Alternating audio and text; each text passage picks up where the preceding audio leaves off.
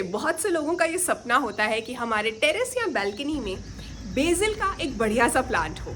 हम भी बेसिल को हार्वेस्ट करें और फिर घर के अंदर लेकर जाएं तो पूरा घर ताज़े बेसिल की खुशबू से भर जाए। बेसिल के साथ नई नई रेसिपीज ट्राई करें, हम भी पेस्टो सॉस बनाएं, मॉनसून में बेसिल डालकर पास्ता बनाएं। वाह, आ गया ना मुंह में पानी।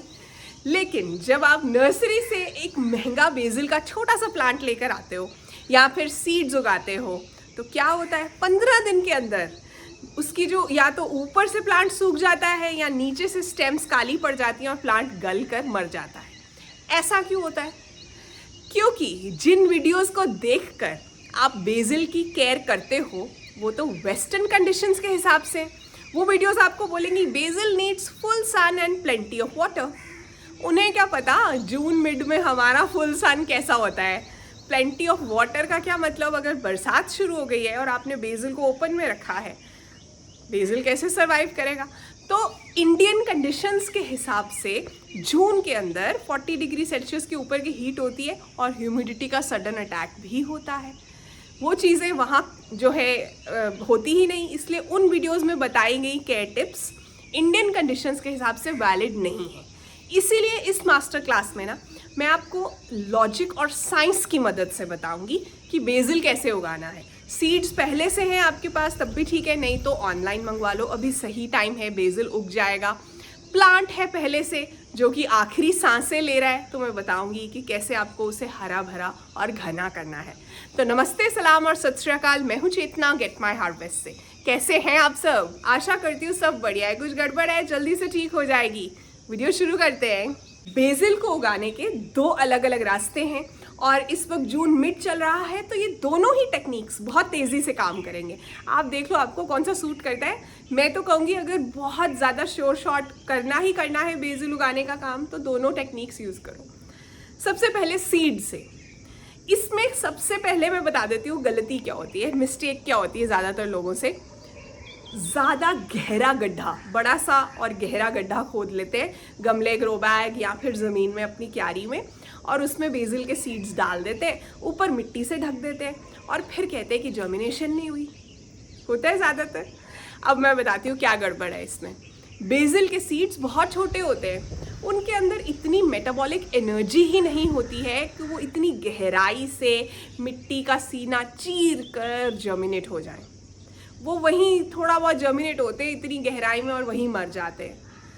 छोटे सीड्स मैंने हमेशा कहा है आपको सरफेस पर ही स्प्रिंकल करने हैं, तो इसका भी तरीका वही है। मिट्टी को प्रिपेयर करो, थोड़ा सा लूजन करो गमले, ग्रो बैग या क्यारी की मिट्टी को, उसके ऊपर सीड्स स्प्रिंकल कर दो बेसिल के, और इन सीड्स के ऊपर एक पेपर थिन लेयर मिट्टी की या कोकोपीट की डाल दो कि चलो मॉइस्चर लॉक भी हो जाए। ये ना हो कि बहुत तेज़ धूप आए तो गड़बड़ हो। बस, क्योंकि इसके सीड्स फोटोब्लास्टिक भी होते हैं। मैंने कहा था लॉजिक और साइंस के साथ बात करेंगे। फोटोब्लास्टिक सीड्स का क्या मतलब है? मतलब इन्हें जर्मिनेट करने के लिए लाइट चाहिए। जब आप इन्हें गहराई में बो दोगे तो लाइट ही नहीं मिलेगी, तो ये जर्मिनेट ही नहीं होंगे। इसलिए सरफेस पर ही रखना है। घबराओ मत, पूरी तरह से सीड्स कवर नहीं भी हुए हैं। 3-4 दिन के लिए ना आपको इन सीड्स के अराउंड एक म्यूकस की स्लाइमी सी लेयर नज़र आएगी। उसके बाद कॉटिलेडन्स नज़र आ जाएंगे 5वें-6ठे दिन। मतलब ज़रा ज़रा से अंकुर नज़र आ जाएंगे। इतनी जल्दी और इतने बढ़िया तरीके से जर्मिनेशन होगी अगर आप ये वाला मेथड यूज़ करते हो। वीडियो को आगे बढ़ाते हैं, लेकिन उससे पहले मुझे आपसे 2 ज़रूरी बातें करनी है। सबसे पहले तो जून जुलाई में कौन सी सब्जियां लगती हैं, जून जुलाई में कौन से फ्लावर्स लगते हैं, मॉनसून से पहले गमलों में, ग्रो बैग्स में, आपके गार्डन में आपको क्या तैयारी करनी है, इस सब पर वीडियोस आ चुकी हैं। इस वीडियो के लास्ट में मैं डाल दूंगी, टाइम निकाल कर देख लेना। दूसरी बात, एक मैजिक सब्जी है जो इस टाइम पर लगती है, उसका लाइफ साइकिल बहुत छोटा है, जल्दी से रिजल्ट्स मिलते हैं। इस वक्त गर्मी की वजह से आपके कुछ गमले, ग्रो बैग, कंटेनर्स खाली हुए हैं, आप चाहते हो कुछ उगाना, तो वो सब्जी बहुत ज़रूरी है। सब्जी है लोबिया। आप चाहते हो इस पर मास्टर क्लास करूं मैं, तो लोबिया मास्टर क्लास कमेंट कर देना, मैं इस पर ज़रूर वीडियो बनाऊंगी, क्योंकि मैं चाहती हूँ आप इसे उगाओ। आपके गमले, ग्रो बैग की मिट्टी ज़्यादा फर्टाइल होगी इसे उगाने से, और इसे खाने के तो बहुत से फ़ायदे हैं ही। तो कमेंट करो, मैं वेट कर रही हूँ मुझे कैसा रिस्पॉन्स मिलता है, तो फिर इस टॉपिक पर मैं मास्टर क्लास डाल दूँगी। अब अगर आपको सीड्स के जर्मिनेट होने की और प्लांट के बड़े होने की वेट नहीं करनी है तो शॉर्टकट बताऊँ। ग्रोसरी से आप ऑनलाइन भी जो आजकल जो फास्ट ग्रोसरी डिलीवरीज हैं वहाँ से बेसिल मंगा लो, ठीक है। वो जो है उसके अंदर से आपको सबसे हेल्दी वाली 2-3 स्टेम्स चूज़ करनी है, कभी भी एक नहीं करनी है। ऐसी वाली स्टेम चूज़ करना जो ज़्यादा वुडी भी नहीं है और ज़्यादा ही हल्के हरे रंग की कमज़ोर सी भी नहीं है, मिडल में कहीं पे हो, वुडी और कमज़ोर के बीच में, वो वाली स्टेम चूज़ करो। और ये जो पॉइंट्स होते हैं ना जहाँ से पत्तियाँ निकलती हैं, इन्हें हम नोड्स कहते हैं। अगर हम इनको पानी में डाल दें तो यहाँ से जड़ें निकलेंगी। आपको नोड के 2 मिलीमीटर नीचे 45 डिग्री एंगल पर कट देना है, टेढ़ा, मतलब थोड़ा सा स्लांटिंग कट। स्लांटिंग कट देने का फ़ायदा, जड़ें बनने के लिए सरफेस एरिया ज़्यादा मिलेगा, प्लांट ज़्यादा हेल्दी होगा जब ज़्यादा अच्छी वाली हेल्दी वाइट रूट्स आएंगी। कट देकर आपको बाकी के सभी पत्ते निकाल देने हैं, ऊपर बस 1-2 पत्ते रहने देना। अगर आपने पत्ते रहने दिए ज़्यादा तो पानी के अंदर जब आप इस कटिंग को डाल रहे हो ना, बहुत से पत्ते गल जाएंगे और कटिंग नहीं चलेगी। तो इसलिए ज़रूरी है कि आप ज़्यादातर पत्ते रिमूव कर दो, ऊपर के 1-2 पत्ते रह जाएं। और इस कटिंग को पानी में डालने से पहले आपके पास जो एलोवेरा है ना, मैंने कहा था एलोवेरा का बहुत काम आने वाला है। अब आगे तो मॉनसून कटिंग्स वाली वीडियो डालूंगी मैं जब, तब भी आप देखोगे एलोवेरा रूटिंग में हेल्प करता है। स्टेम के कटिंग के जो एंड को ना, जो हमने 45 डिग्री पे काटा है, उसे एलोवेरा जेल के अंदर थोड़ा जो है डालकर अच्छे से जेल लग जाए, फिर पानी में डालो। हर 2 दिन में पानी चेंज करना। 7 से 10 दिन में आपको हेल्दी वाइट रूट्स नज़र आनी शुरू हो जाएंगी। हो सकता है 3 कटिंग्स में से एक ना चले, वैसे इस मौसम में चांस होता है सभी की सभी चल जाए। अब बात करते हैं एक ऐसी चीज़ की जो बेसिल के प्लांट को हेल्दी रखने के लिए बहुत ज़रूरी है, मिट्टी यानी पॉटिंग मिक्स। कैसा चाहिए बेसिल को, ये समझने की ज़रूरत है, क्योंकि इसकी रिक्वायरमेंट थोड़ी डिफरेंट है बाकी प्लांट्स से।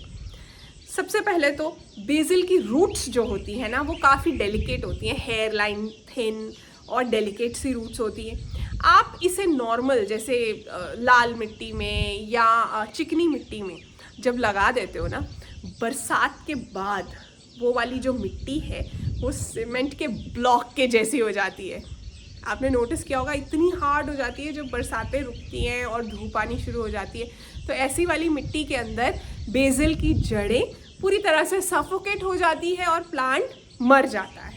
इसलिए क्या करना है, हमें 40% जैसी भी मिट्टी है ना वो लेनी है। आपकी वहाँ रेड सॉइल है, नर्सरी से कोई मिट्टी ली है, जैसी भी मिट्टी है ले लो। 40% वो हो गई। 20% कोकोपीट डालना है। वो ना जब जून की गर्मी में भी जड़ों को थोड़ा ठंडा रखेगा, प्लस मॉइस्चर तो लॉक इन करेगा ही। फिर 20% ही आपको वर्मी कंपोस्ट डालना है। कुछ ना कुछ खाने के लिए भी चाहिए ना प्लांट को, इसीलिए 80 पर पहुंच गए हम। 10% आपको डालना है नीम की खली, ताकि फंगस और बाकी प्रॉब्लम्स जो है वो दूर रहे। और 10% ही रेत, सैंड, रिवर सैंड डालनी है, बालू, या फिर पर्लाइट डाल सकते हो अगर सैंड अवेलेबल नहीं है, ताकि वेल ड्रेनिंग रहे मिट्टी। हम चाहते हैं कि देखो बेसिल प्यासा नहीं रह सकता, मॉइस्चर उसे चाहिए, लेकिन एक्सेस पानी 3 सेकंड में ड्रेन आउट हो जाए, ये भी ज़रूरी है। इसीलिए ये वाला पॉटिंग मिक्स बेस्ट है बेसिल उगाने के लिए। अब पॉटिंग मिक्स के साथ साथ कंटेनर या गमले के बारे में भी समझना ज़रूरी है ना, क्योंकि आपका पॉटिंग मिक्स सही है लेकिन गमला या कंटेनर गलत है, फिर भी गड़बड़ हो जाएगी। इसे या तो टेराकोटा पॉट्स यानी मिट्टी के गमले या ब्रीदेबल फैब्रिक वाले जो ग्रो बैग्स होते हैं वो ही सूट करते हैं। प्लास्टिक में गड़बड़ हो जाती है।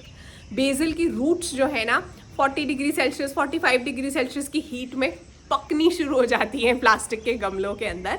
मैं अपने एक्सपीरियंस से देख चुकी हूँ।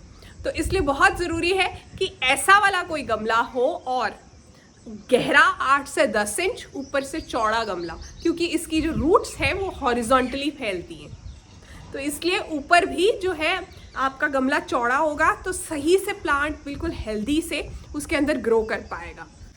अब ज़रा सनलाइट रिक्वायरमेंट्स की बात कर लें। और अगर आपके प्लांट्स इस वक्त ओपन टेरेस पर हैं मेरे प्लांट्स की तरह, तो ये सेगमेंट आपके लिए बहुत इंपॉर्टेंट है, इसे समझना अच्छे से।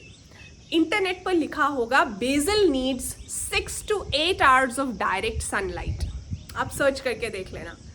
लेकिन वो वाली डायरेक्ट सनलाइट जो है वो कैलिफोर्निया और उन सब देशों, उन सब जगहों की होगी। बॉम्बे, दिल्ली या पंजाब की डायरेक्ट सनलाइट की बात नहीं हो रही है। जून में अगर 6 से 8 घंटे की आप डायरेक्ट सनलाइट दे रहे हो बेसिल को, तो उसका जितने एरोमेटिक ऑयल्स हैं ना उसके अंदर, जिनके कारण बेसिल है, वो सब उड़ जाते हैं और पत्ता जो है ना बेजान टेस्टलेस सा हो जाता है। तो इसलिए बहुत ज़रूरी है कि 3 से 4 घंटे की धूप जो है उसे मिले, सुबह 11 बजे से पहले की या शाम को जो है 4 बजे के बाद की, ईस्ट फेसिंग बैल्कनी में या मतलब ऐसी जगह पर जहां आपको ऐसे इतनी धूप मिले। दोपहर की झुलसती हुई धूप से आपको इसे बचाना है। अब कैसे बचाओगे इतना ओपन टेरेस के अंदर? वैसे इस बारे में मैंने वीडियो भी किया था। जब ग्रीन नेट नहीं लगा सकते हो तो प्लांट्स को कैसे बचाना है, एक वहाँ से ही एक टेक्निक है जो मैं अभी फटाफट से आपको बता देती हूँ। आपको इसे कुछ बड़े प्लांट्स, कुछ बड़े गमलों की छाया में रख देना है। अगर कोई टेरेस पर ऐसी जगह नहीं है जहाँ छाया रहती हो दोपहर में, तो ऐसे छाया दे दो, ग्रुप बनाकर झुंड में रख दो, इस तरह से बेसिल बच जाएगा।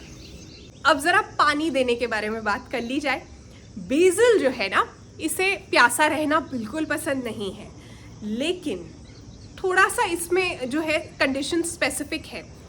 देखो, आपने पानी कैसे देना, कैलेंडर देखकर नहीं देना होता, वो तो मैं आपको हमेशा ही कहती हूँ। या तो फिंगर टेस्ट करो या मॉइस्चरोमीटर को यूज़ करो, जिससे पता चले कि मिट्टी जो है 1-1.5 इंच तक कैसी है, सूखी है या नहीं, तभी पानी देना है। ये नहीं कि चलो जी रोज़ सुबह उठकर हम पानी दे रहे हैं।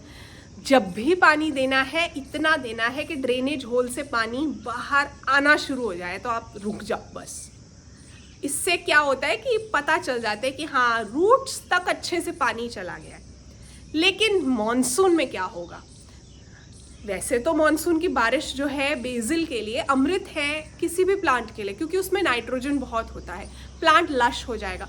लेकिन 24 घंटे से ज़्यादा कॉन्टिन्यूसली जब बारिश हो रही है ना, तो फिर वो उसके लिए सुसाइडल जो है साबित होगी।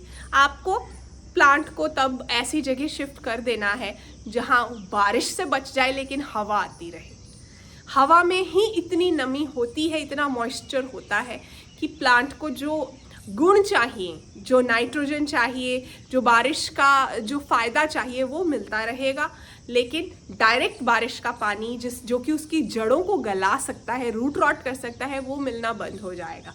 तो आपको ये डेलिकेट बैलेंस है जो थोड़ा मेंटेन करना है। अब ना एक चीज़ है जिसको मैं कहती हूँ ब्रांचिंग प्रोटोकॉल। ये चीज़ मैंने सालों से डिस्कवर की है बहुत से प्लांट्स में, जो कि अक्सर प्लांट नर्सरीज़ में तो वो आपको बताते ही नहीं है। आपने अगर कोई माली जी की हेल्प ले रहे हो, वो भी उन्हें भी नहीं पता होता ये बात का, और या वो भी इस प्रैक्टिस को अडॉप्ट नहीं करते। क्या करना होता है ना, देखो बेसिल जो है आप देखोगे एक लंबी डंडी की तरह ग्रो हो रहा है।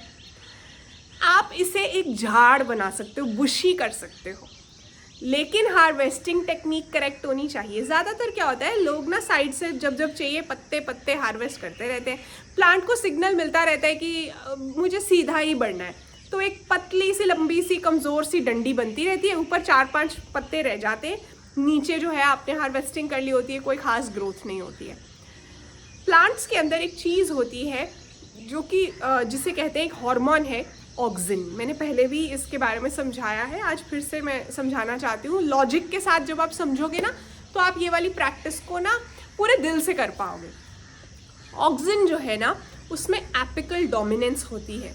ऑक्सिन करवाता है ऐसी डोमिनेंस प्लांट से। उसका मतलब क्या है? मतलब ये है कि प्लांट को ये कहता रहता है कि तुम्हें सीधा बढ़ना है, ऊपर ऊपर ऊपर जाना है, लंबा ग्रोथ ही होनी चाहिए। जब आप प्लांट के ऊपर की जो 3-4 पत्तियों तक की स्टेम है ना, आप उसे पिंच कर देते हो तो ऑक्सीजन जो है वो वहाँ से हटकर साइड्स पे जाना शुरू हो जाता है। कुछ लेटरल बड्स हैं जो सोई होती हैं, वो जाग जाती हैं, बुशी ग्रोथ शुरू हो जाती है। तो आप जब एक बार पिंच करोगे 2 नई ब्रांचेस आएंगी। वो 2 ब्रांचेस जब 3 इंच की हो जाए फिर से पिंचिंग करो, 4 आ जाएंगी। आप उसके बाद फिर से पिंचिंग करोगे, 8 से 16 हो जाएंगी। एकदम से बुशी घना बेसिल हो जाएगा। तो यही तरीका है एक सिंगल प्लांट से कटोरी भर भर के हार्वेस्ट लेने का हर हफ्ते। आप कोई 50 प्लांट्स थोड़ी ना लगाओगे। पेस्टो पास्ता या चटनी बना रहे हो या पेस्टो सॉस बना रहे हो, उन सब चीज़ों में आपको जितना बेसिल चाहिए आपको अपने गमले या कंटेनर से मिलना चाहिए ना, नहीं तो उगाने का फ़ायदा क्या हुआ फिर। तो आप समझ रहे हो ना, ये एक एक्सपोनेंशियल लूप है। आपने 1 से 2 किए, 2 से फिर 4 कर लिए, 4 से 8 कर लिए, 8 से 16 कर लिए, मतलब एक अलग तरह से ही प्लांट बुशी हो जाता है। और क्योंकि प्लांट बुशी हो जाता है ना, तो सनलाइट को मिट्टी तक नहीं पहुंचने देता फिर, तो रूट्स जोन है ना जो, वो ठंडा रहता है। हार्वेस्टिंग का तरीका ही प्रूनिंग से है, इसीलिए कहते हैं कि आप हार्वेस्टिंग जब करना भी चाहते हो तो प्रूनर का इस्तेमाल करो। ज़्यादा सही तरीके से जो है ना प्लांट बुशी हो पाता है। एक सिंगल पत्ती निकालना हार्वेस्टिंग का तरीका नहीं है। अब आते हैं बेसिल उगाने के बारे में एक बहुत ही क्रिटिकल सेगमेंट पर। अक्सर आपने देखा होगा, अगर स्पेशली आपके पास प्लांट पहले से लगा हुआ है या आप तुलसी जी भी उगा रहे हो, क्योंकि फैमिली परिवार सेम है, तो फूल आने शुरू हो जाते हैं ऊपर पर्पल कलर के। पहले ग्रीन होते हैं, फिर थोड़े पर्पलिश हो जाते हैं। लोग खुश होते हैं कि हमारे बेसिल में ना फूल पड़ रहे हैं। वो खुशी की बात नहीं है। अगर आप बेसिल को सच में उगा रहे हो हार्वेस्टिंग के लिए, आप सिर्फ खुशी के लिए ऐसे ही उगा रहे हो, मतलब उग रहा है और फिर फूल भी आ जाए, चलो बीज आ जाए और फिर आसपास के प्लांट्स को फ़ायदा मिल जाए पॉलिनेशन का, तो अलग बात है। बेसिल का जो प्लांट है ना, ओवरऑल उसका गोल यही है, ज़्यादातर प्लांट्स का यही गोल होता है कि हम मैच्योर हों, सीड्स बनाएं, नेक्स्ट जनरेशन की तैयारी करें और मर जाएं। तो जब सीड्स बन रहे हैं, आपको ये सिग्नल मिल जाना चाहिए कि मेरे प्लांट के लाइफ साइकिल का एंड होने वाला है। क्या आप वो एंड लाना चाहते हो? अगर चाहते हो तो ठीक है, नहीं चाहते हो तो आपको उन सीड्स को ही नहीं, सिर्फ नीचे के 2-3 ट्रू लीव्स को भी कट कर देना है। सभी सीड्स को खाली कर दो। प्लांट को सिग्नल मिल जाएगा कि अच्छा अभी लाइफ साइकिल का एंड नहीं हुआ, अभी तो मुझे और पत्तियां बनानी है, अभी तो मुझे और जीना है। बुशी तो हो ही जाएगा प्लांट, साथ में प्रॉपर फिर से लीफ प्रोडक्शन पर चला जाएगा। क्योंकि जब सीड्स बनने शुरू हो जाते हैं ना, पत्तियों का साइज़ भी छोटा हो जाता है और प्लांट के एरोमेटिक जो ऑयल्स हैं उनका कॉम्पोजिशन भी चेंज हो जाता है। प्लांट जो है स्वीट और फ्लेवरफुल होने की बजाय थोड़ा कड़वा और मेडिसिनल सा टेस्ट करने लगता है। तो जब आपने ऊपर से सीड्स का काम ही तमाम कर दिया, फिर से दोबारा नए बड़े बड़े पत्ते बनने शुरू हो जाते हैं। आप प्लांट की लाइफ को कम से कम 5-6 महीने से एक्सटेंड कर देते हो। तो ये बहुत अच्छा तरीका है बेसिल को हमेशा हार्वेस्टिंग के लायक रखने का। आपको लग रहा है कि हाँ भर सर्दी आने वाली है, उसके पहले फ्लावरिंग हुई है, हो लेने दो, फ्लावर्स जो सूख जाएंगे आप उन्हें हार्वेस्ट कर लो। नेक्स्ट जनरेशन, मतलब जो अगला बेसिल का आपको सीज़न आएगा, जब बहार आएगी तब आप फिर से सीड्स लगा पाओगे। अब ज़रा बात कर ले कि बेसिल को खाना पिलाना क्या है। देखो, मॉनसून में तो कुछ नहीं देना, जो भी उसे चाहिए ना आपको बारिश और जो हवा में नमी है वो दे देगी। जैसे ही नॉर्मल मॉनसून के बाद या पहले के टाइम पे बेसिल उग रहा है, बेसिल को एक हैवी फीडर, मतलब ऐसा प्लांट है जिसे भूख लगती है, कंसिडर कीजिए। हर 15 से 20 दिन में आपको वर्मी कॉम्पोस्ट या गाय के गोबर की वेल रॉटन वाली खाद डाल देनी है। थोड़ी हल्की सी गुड़ाई करनी है, बिल्कुल जड़ों तक नहीं करनी, और वो वाली खाद जो है 1 मुट्ठी डाल दीजिए हर 15 से 20 दिन में, मतलब हर महीने में 1 बार। उस तरह से आपको डालना है जिससे कि प्लांट जो है हेल्दी रहे, क्योंकि हम इसकी रेगुलर हार्वेस्टिंग करते हैं ना, तो बहुत ज़रूरी है कि प्लांट के अंदर जान हो, उसके अंदर उतनी एनर्जी हो नए पत्तियाँ, नई स्टेम्स, नई ग्रोथ बनाने के लिए। नेक्स्ट वीडियो में शाउट आउट चाहिए तो आपको बताना है इन फ्लावर्स का नाम, साथ में अपना नाम और शहर ज़रूर लिखा करो। और स्क्रीन पर कुछ नाम आ रहे हैं जिन्होंने पिछली वीडियो में करेक्ट आंसर दिया था, रेन लिली। बहुत बहुत बधाई हो आप सभी को। वीडियो काम का लगा तो इसके लिंक को अपने व्हाट्सएप के स्टेटस पर डालना, प्लस 5 फ्रेंड्स को इस वीडियो को शेयर कर देना। अब आपको जल्दी से 1 मिलियन करवाना है। और गार्डनिंग जो है ना, ये कोई लक या चमत्कार नहीं है, ये प्रॉपर लॉजिक और साइंस है। आप लॉजिक और साइंस के साथ गार्डनिंग करते हो ना, तो ये छोटा सा सीड एक ऑक्सीजन और फ्लेवर का बॉम्ब बन जाता है, इतना बढ़िया लश ग्रीन प्लांट बन जाता है। और अगर आप लॉजिक और साइंस के बिना गार्डनिंग करने की कोशिश करते हो तो चाहे जितना मर्जी महंगा प्लांट लगा लो, आपकी बालकनी, टेरेस या गार्डन में वो पक्का मर जाएगा। जाते जाते मैं एक बात कहना चाहती हूँ जो मेरी दादी अक्सर कहा करती थी, बात पंजाबी में है लेकिन आपको समझ आ जाएगी। करनियां परनियां सब इत्थे ही ने, किसी ਨੂੰ दुख दे के रब को सुख नहीं मिलता। मतलब जब आपने जो भी किया है ना, उसका रिजल्ट आपको यहीं इसी लाइफ में जो है मिल जाएगा। आप किसी को हर्ट करते हो तो ऊपर वाला भी आपको सुख नहीं देता। इस बात को हमेशा याद रखना है, अपना बहुत सा ध्यान भी रखना है। और गेट माय हार्वेस्ट परिवार का हिस्सा बने रहने के लिए दिल से थैंक यू। Bye bye.